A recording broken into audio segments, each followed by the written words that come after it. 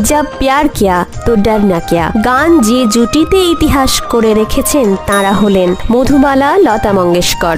এ সত্য সকলেরই জানা, তবে এ কথা অনেকেরই জানা নেই হয়তো যে মধুবালা পর্দায় অভিনয় করার ক্ষেত্রে বেশ কিছু শর্ত চাপিয়ে দিতেন ছবি নির্মাতাদের উপর। মধুবালা হলেন প্রথম অভিনেত্রী যিনি শুরু করেছিলেন শর্ত সাপেক্ষে ছবি স্বাক্ষর করা, আর তা হলো লতা মঙ্গেশকরের গান ছাড়া তিনি কোনো ছবিতে অভিনয় করবেন না। সেই সময় প্রতিটা স্টারই চাইতেন লতা মঙ্গেশকর তাঁর হয়ে কণ্ঠ দিক, যার ফলে সর্বদাই তারিখ নিয়ে এক সমস্যা দেখা দিত।